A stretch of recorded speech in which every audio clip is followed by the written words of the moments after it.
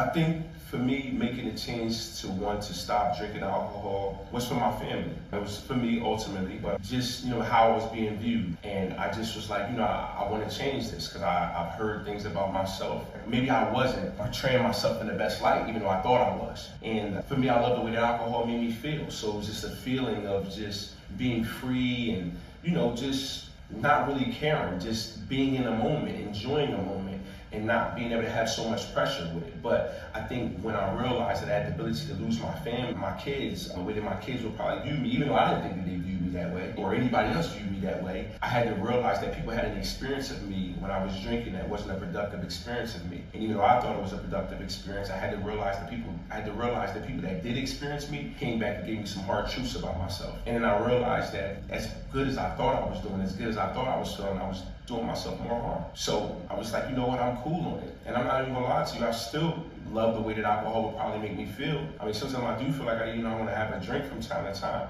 But if I'm being real, I don't want to mess up the days that I've gone without drinking. I don't want to mess that up. You know what I mean? One day I will have another drink. I might not. I can't tell you when I will or when I won't. But it's one of those places where as though it's comforting, but I want to be able to conquer it. I don't want alcohol to be able to conquer me. And maybe I might have to be sober forever. Maybe it might take 5 years. Maybe it might take a year. Maybe it might take whatever. For me, I'm just really hard on myself. And I just didn't want to lose it. I didn't want to lose my family. I didn't want to do any of those things. So I just wanted to be a better version of self. And being a better version of self, I realized that alcohol at those times didn't play a good part in me being a better version of myself. I would just say just my conscious level has just always been on a zillion. I'm able to really hone in on being conscious. So now the alcohol, it doesn't put me in a cloudy space. Because I've always felt creative even when I was drinking alcohol as well. But I think that from the alcohol now, it's just more conscious and understanding my mission. I realized that with the alcohol, it's just something that I was tested on. And again, you'll often hear me say, I don't talk about nothing I ain't been through myself. So it's able to make me relatable to the person that's an addict, right? An addict of anything. You can be an addict that likes to shop, an addict that likes to drink, an addict that likes to smoke, an addict that likes to get high, whatever it is, right?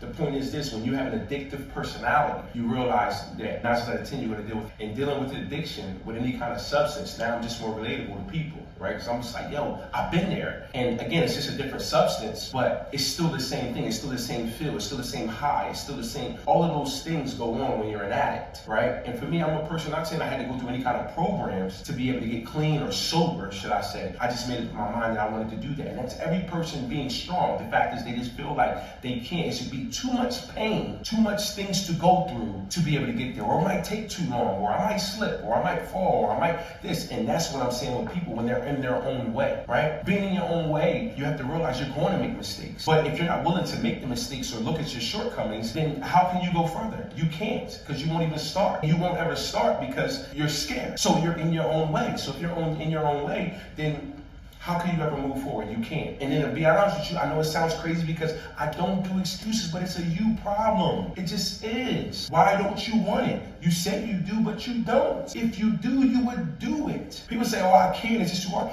You just rather be comfortable. And that's not where to grow through things, you can't be comfortable. You gotta get to a space of understanding I have to be uncomfortable so I can do something different. Why are you gonna get mad at the truth? Why get mad at what you are? Embrace what you are. Embrace who you are. It's not gonna define you after that moment. Because now you can make a choice once you know who you are. Now you can make a choice on what you want to be. And then what is the goal to be able to get there? How do you get there? What kind of help do you need? How do you gotta do it? But you have to wanna see yourself and see the truth. You have to wanna do that. If you don't wanna do that, you're wasting your time. And I'm not trying to tell you that you can't live life and all of these things. You can, but you have to be conscious at being a better version of self, especially if you want change for your kids, especially if you want change for your relationships, especially if you want change for your friendships, especially if you want change for yourself. If you're not willing to change yourself, you can't expect anybody to help you with the change, because now they want it more than you want it for yourself.